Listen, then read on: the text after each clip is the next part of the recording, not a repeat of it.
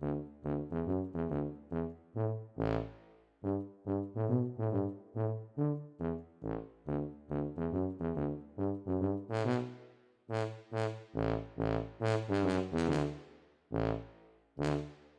le bonjour.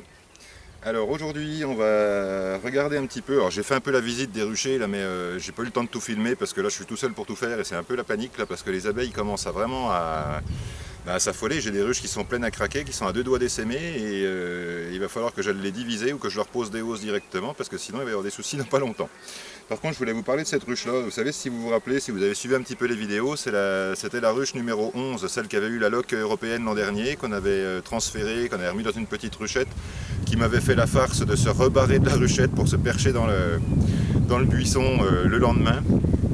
Et donc on l'avait remise dans une ruchette comme ça, une petite ruchette Lions divisible où il n'y avait absolument pas de cire, pas de cadre, rien. Enfin j'avais juste mis les barrettes amorcées et ben là elle a l'air d'être assez forte, donc on va la visiter, on va regarder ce qu'il y a dedans. Je vais tirer une barrette ou deux juste pour voir s'il y a du couvain, mais je me fais pas trop de soucis là-dessus.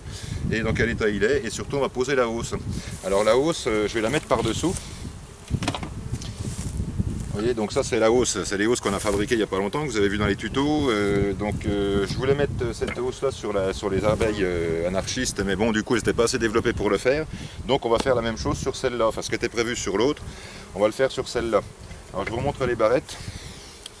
Donc là cette année je vais essayer ça, puisqu'on a eu des bons résultats avec les ruches d'Adam l'an dernier. J'avais acheté des cadres, des cadres de hausse sans fil, sans trou, mais juste avec le dessus de la barre qui était taillé en pointe comme ça.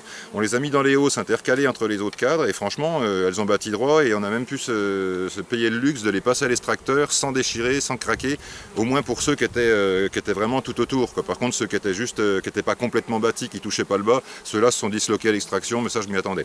Voilà, donc là pour éviter d'avoir les lames de cire à faire, parce que c'est quand même un petit peu de taf, du coup cette année j'essaye ça. Donc alors là c'est osé, hein. De toute façon si elles partent de travers c'est pas très grave, hein. Pour moi c'est pas vraiment gênant puisque les hausses vont remonter et puis voilà, si vraiment il y a une qui est partie de travers on finira par la récolter quand même.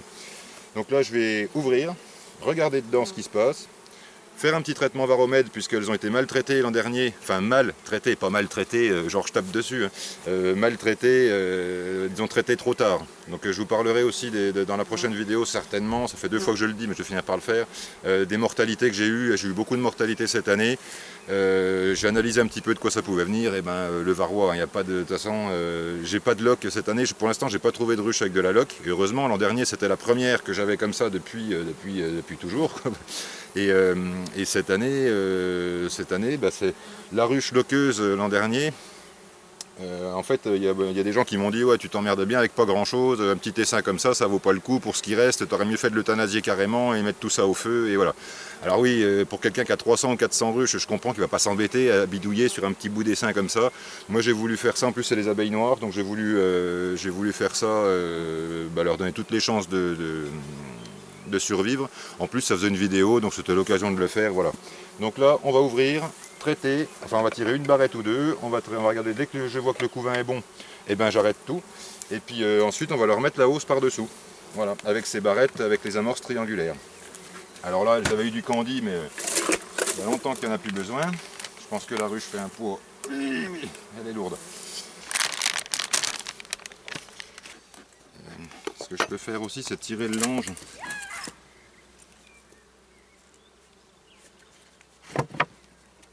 Allons voir ce qui se passe là-dedans. Varroa, pas varroa. Qu'est-ce que vous voyez?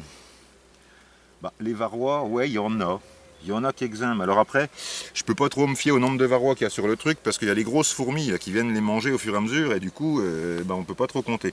De toute façon, je vais leur faire un traitement quand même. Ça sera fait parce que puisque le varomètre ne se fixe pas dans les cires, ça risque pas de me polluer le miel plus tard. Donc là, je vais assurer le coup en leur mettant un petit coup. Même si elles sont bien redémarrées, même si tout va bien, j'ai vu des ailes déformées sur certaines ruches. Donc je ne vais pas m'embêter, là je vais traiter tout le monde. Et puis voilà, un petit coup de varomètre, ça ne va pas leur faire de mal et ça peut leur faire que du bien. Alors, j'enlève un petit peu ça là. Hop, attention mes mères.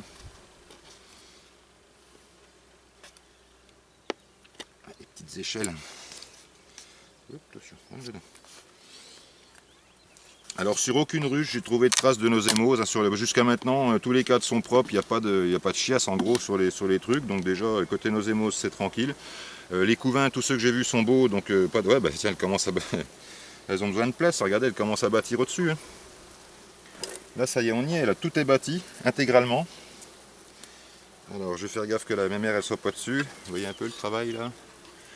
Je vais avec le soleil et je vois pas ce que je fais. En fait, je vois pas dans l'écran de la caméra, donc je sais pas. Hein, si le cadrage est pas terrible, vous m'en voudrez pas. Voilà. Bon, bah, ça, c'est du miel déjà. Ouais, bah, je vais essayer de tirer une barrette déjà pour faire de la place.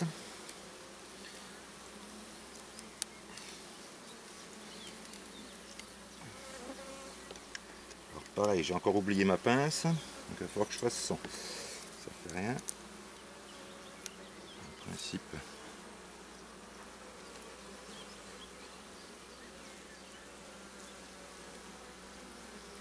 Alors voilà, pour les gens qui me demandaient les lames de cire et machin, ce que ça donnait dans les ruches, et ben voilà. Voilà ce que ça donne, alors je vous montre. Donc tout ça, bah, c'est plein de miel et de nectar, il n'y a pas de secret là. Oh là là, il y en a partout. Alors ouais, c'était collé sur le bord par contre, un petit peu. Bon. Alors, je vais enlever un petit peu de miel qu'il y a là. Je voudrais juste voir un couvain. Alors bah celle-là, ouais, j'ai pas de support pour la mettre du coup, c'est bien gênant. Celle-là elle est collée, donc maintenant que les autres sont... là ce que je peux faire c'est mettre un petit coup sur les côtés pour enlever ce qui est collé. Alors ouais, ça colle sur les bords. Hein. L'an dernier ça n'avait pas collé parce que bah, elles n'avaient pas trop de place, enfin elles avaient encore de la place. Là elles ont quasiment plus de place, donc eh ben, elles ont tout collé. Alors les ponts de cire, il faut que je vous les enlève. Attention, il y a mes mères. Sauvez-vous. Mais je vous en fumez au fait vous? Je sais même pas, je crois pas. Alors, je mets ça là, j'aurais dû prendre une gamelle aussi pour mettre tout ça. Hein. Bon, là-dessus, eh ben c'est du couvain. Ah bah écoutez, voilà, je vous laisse regarder, hein, le couvain est pas trop... Bon, il y a quelques trous, mais tout est pondu, hein, donc voilà. Je vais pas aller plus loin, c'est pas la peine, on sait que la reine est dedans. Même si là maintenant il fait beau, je vais pas m'amuser à tirer toutes les barrettes, là ça n'a aucun intérêt. Alors par contre, ça passe juste là. Là, j'avais dû faire les barrettes à 37 celle-là. Et 37 du coup ça occupe toute la ruche, ce qui fait que j'ai pas de jeu pour décaler. Donc c'est pour ça que cette année je les ai faites à 36. Voilà. Ah, vous voyez, il y a du peuple. Hein. Bah, les barrettes sont bâties droites. Alors j'ai visité les Layens, par contre, les Layens en bâtisse naturelle, c'est pas la même chose. Enfin les Layens espagnoles. Elles ont été un peu fantaisistes, elles m'ont fait des trucs un peu dans tous les sens. Attention même, sauf toi. Donc ouais, c'était pas bon. Les Layens en construction naturelle, en les mettant directement sur des barrettes, sur des cadres juste amorcés. Bon bah les cadres, je peux les retirer, mais bon des fois ils vont de l'un à l'autre un peu. C'est pas super droit. Bref, ça c'est pas grave, on verra ça. Je vous ferai une vidéo pour les Layens espagnols la prochaine fois, mais là pas aujourd'hui. Il est déjà 5 h d'après-midi là, et là je le fais, il fait vraiment chaud. Vous voyez, je suis en t-shirt, franchement. Tout va bien quoi. Bon bah là c'est craqué de miel. Il y a du miel de partout. Donc bah là je vais simplement soulever ça, je vais poser la hausse dessous, vous voyez celle-là il y a du jeu. Donc oui vous voyez là en mettant 36 au lieu de 37, là il me reste un bon centimètre de jeu. Ce qui fait que je vais pouvoir décaler comme ça les barrettes pour les bouger en fait. Alors que là bah, en mettant 37, elles tiennent vraiment tout le volume, ce qui fait que là il suffirait que cette barrette là rentre un peu dans l'autre et je pourrais rien tirer en fait. Je décroche la porte. Je vais pousser ça sur le côté. Je vais quand même vous mettre un petit coup de ça pour éviter qu'il y en ait trop sur le bord. Je vais les faire remonter un peu. Voilà. Là, je décroche. Vous voyez, ça dégueule d'abeilles ça. Est-ce que ça vient comme ça? Non. Alors un petit truc qu'on m'a dit, je sais plus qui, alors excusez-moi si des fois quand je cite des messages qu'on m'a donnés, si je cite pas le nom de l'auteur du message, parce que ben, je me rappelle pas, hein, je réponds à plein de messages et je me rappelle pas toujours de tout le monde, donc voilà, mais en attendant, on m'a dit, ouais, en faisant les feuillures comme j'ai fait là, c'est-à-dire avec les cadres qui décollent d'1 centimètre par rapport au reste, oula ouais, vous sauvez pas, hein, les mères. Si les barrettes sont collées, après en mettant les hausses, si les barrettes se collent, le problème c'est que oui, je pourrais pas passer un fil entre parce que du coup je vais couper une partie des cadres de dessus, enfin des barrettes de dessus. Bon, on verra si c'est un problème ou pas. Pour l'instant je sais pas, mais c'est vrai que c'est une bonne question. Voilà. Bon alors là je vais décaler ça. Je décolle déjà. C'est décollé, mais c'est pas décollé de partout. Voilà. Voilà. Alors. Vous allez voir le dessous à quoi ça ressemble. Je vais essayer de vous le montrer, mais vous voyez là ou pas? Oui. Voilà à quoi ça ressemble, des barrettes bâties. Alors attention, il n'y a personne dessous. Voilà. Par contre, ah ouais, elles ont descendu plus bas. Hein. Elles sont descendues plus bas. Bon. Ah, j'ai intérêt à faire attention. Je vous fais une petite échelle, les filles. Attention, poussez-vous un petit peu. Voilà. À être tout seul, vous voyez, c'est pas évident. Il faut vraiment que je me fasse des supports et tout ça. Parce que là, je tiens la hausse pour éviter d'écraser les abeilles en dessous, puisque les plaques dépassent. Bon, bah ça fait rien. Là, je vais essayer de pousser. Ça pousse toi, ma mère. Pousse-toi, pousse-toi. Toi aussi. Alors, la petite porte derrière.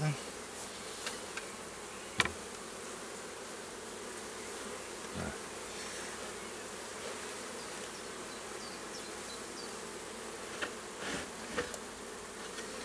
Bon, c'est pas... Hein. Pas terrible mon affaire, mais bon. Alors maintenant, ah, vous voyez, les barrettes dépassent un petit peu en dessous. Hein. Donc normalement j'avais prévu justement le centimètre pour ça, pour éviter que les barrettes touchent les cadres. Mais là maintenant, si elles ont le malheur de me les coller, ça va être le bazar le prochain coup, quoi. On verra par la suite, hein, mais moi j'avais fait ça pour simplifier, pour éviter d'avoir des couvre-cadres rehaussés. Et puis surtout, je m'étais dit, comme si elles descendent un petit peu bas, comme j'ai 1 centimètre de jeu en bas, mais si elles dépassent un petit peu les plaques, pour remettre les hausses dessus, si ça dépasse, que ça écrase pas. C'est pour ça que j'avais prévu ce centimètre là. Maintenant, on verra par la suite si ça colle ou pas. De toute façon, ce sera pas compliqué, hein. Si ça colle, si ça va pas, je remets des petites cales de 10 mm sur mes feuillures et puis ça y est, c'est reparti. Hein. Voilà, bon bah les filles, il faudrait retourner dans la ruche maintenant. Attends, je vais attacher ça. Bon bah voilà. Hein. Donc là, bah, ce qui va se passer, c'est qu'elles vont descendre. Elles vont, petit à petit, les abeilles vont naître dans les couvains. Là, tout ce qui est au-dessus, c'est operculé. J'ai regardé comme ça, en voyant comme ça, on voit qu'il y a beaucoup de couvains operculés. Donc là, bah, la reine doit commencer à manquer de place. Vous voyez, c'est plein. Là, c'est plein à craquer. Donc, il n'y a pas. Hein, je vois pas d'elles déformées. Donc, je suis même pas sûr qu'elles aient beaucoup de varroa.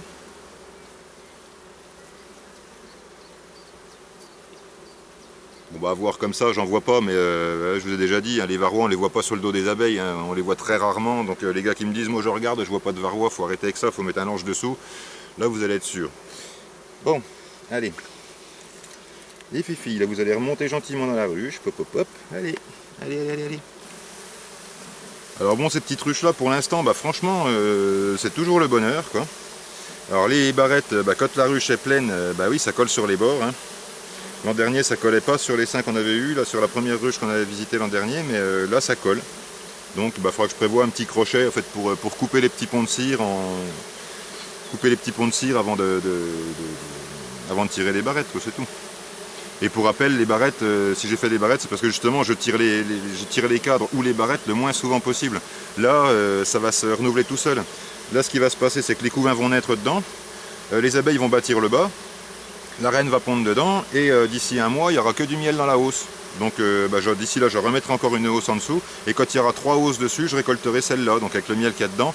L'inconvénient c'est que ce sera un miel mélangé de plusieurs fleurs, je ne peux pas faire du monofloral avec une ruche comme ça puisque forcément ça sera mélangé des miels d'avant quoi. Mais et en plus ça sera du miel pressé, donc ça sera complètement différent de ce que je vais tirer sur les dadans. Voilà, alors là je vais crocheter ça. Hop. Alors, on évite de laisser les petits bouts de trucs comme ça avec le miel partout pour pas déclencher du pillage. Là je les pose sur la planche et je vais les embarquer après, ou je vais les manger directement avec la cire et tout, j'adore ça. Je sais pas si j'aurai le temps de finir la visite du rucher aujourd'hui, je pense que je continuerai demain, puis à ce moment-là je vous ferai demain je pense que je vous ferai la vidéo de la Kenyane. On va visiter la Kenyane qui est hyper forte aussi, il va falloir que je lui donne de la place, à moins que je la fasse dans la foulée s'il fait encore assez beau pour ça. Bon bah pendant qu'on y est, un petit coup de varomède. Alors je vous rappelle, le varomètre c'est un produit qui est bio et qui va laisser aucun résidu dans la ruche. C'est pour ça que je me permets de le faire sur des ruches qui vont être en production.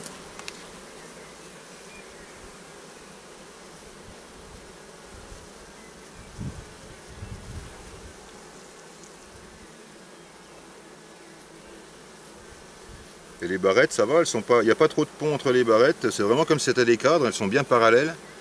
Alors par contre, sur les cadres de la Jens, je vous ai dit, comme ils sont beaucoup plus hauts, ça pose problème, elles partent droit, mais alors après, des fois, ça devient un peu fantaisiste. Hein. Donc ça va être un peu la corrida quand il va falloir les ouvrir. J'en ai ouvert une tout à l'heure, je sortais les cadres 3 par 3 parce que on ne pouvait pas les dessouder. Donc bon, bah ouais, bah, on fait des tests, on voit ce que ça donne, et puis bah, ça va pas toujours super, mais en attendant, moi ça me convient comme ça, tant que je peux ouvrir les ruches, tant que je peux regarder ce qui se passe dedans, surveiller l'état sanitaire, récolter du miel, et ben voilà. Voilà, c'est pas la peine de leur en mettre 15 tonnes.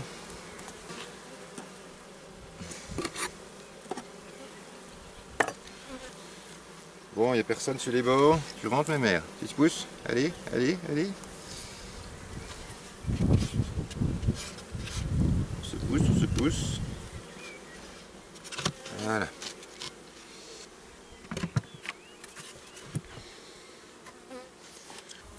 Bon, bah là c'est pas compliqué pour remettre la porte. Alors, par contre j'ai pas fait les avant-trous. D'habitude je fais les petits avant-trous comme ça pour mettre les pitons, je les remets toujours au même endroit. Là il n'y en a pas. Et ben ça fait rien. Vous voyez, quand on dit que les noirs sont plus agressifs que les buckfast, il faut arrêter avec ça. Il y a des buckfast agressives aussi, hein, ça existe. Et puis il y a des noirs qui sont parfaitement douces. Hein, celles-là, vraiment. Et c'est aussi pour ça que je voulais les garder, parce qu'elles sont vraiment adorables ces abeilles. Quoi. Attention, mes mères, pousse-toi. Bon bah là, normalement, alors, elles ont que des barrettes en bois. Ouais. Je prends le risque. Hein. Alors je le prends pour vous, comme ça, voilà. Si ça va pas, et ben on le saura bientôt. Après, les amorces en bois, ça reste une bonne idée, à condition de les... Même si ça, là, au cas où ça parte en travers, si on les met entre des barrettes, enfin entre des rayons bâtis, ça pose pas de souci. Hein. D'ailleurs, là, j'aurais pu prendre une barrette au-dessus et la mettre en bas pour leur faire une échelle, ça aurait été pas mal. Bon, je ne l'ai pas fait, mais elles sont assez fortes, elles vont se débrouiller, je leur fais confiance. Je vais leur lever un petit peu ça, d'ailleurs. Voilà. Bon, ben, opération terminée pour celle-là. Alors, cette année, il n'y a pas de colza. Enfin, chez nous, il n'y a pas de colza, donc c'est dommage parce que le colza, même en petite quantité, ça apporte un crémeux au miel qui est vraiment cool. Et d'ailleurs, le miel de printemps, il y a beaucoup de gens, enfin, les gens qui m'achètent du miel préfèrent le miel de printemps pour ça, parce qu'il est crémeux, il est doux, il a une cristallisation fine, c'est vraiment agréable au palais. Mais là, cette année, je ne sais pas ce qu'elles vont me faire. Bon, elles vont me faire du miel, ça c'est sûr. Hein. Il y a les saules marceaux déjà donnés, ils sont encore en fleurs. Il y a tout ce qui est prunier, prunellier, tout ça, c'est en fleurs de partout. Là, il y en a tout autour, vraiment de partout. Les pissenlits commencent à donner, elles vont sur des lamiers aussi. Elles vont sur plein de choses. Donc bah là, le miel, ça y est, ça rentre, ça nectar, le pollen rentre, tout, il n'y a vraiment pas de souci. Mais par contre, le miel sera différent des autres années. Voilà. Vous voulez un petit bout? Je vous fais goûter.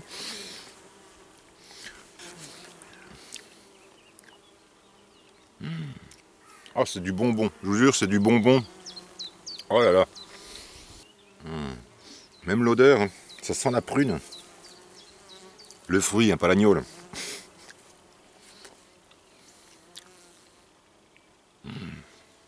Alors ça, c'est un délice.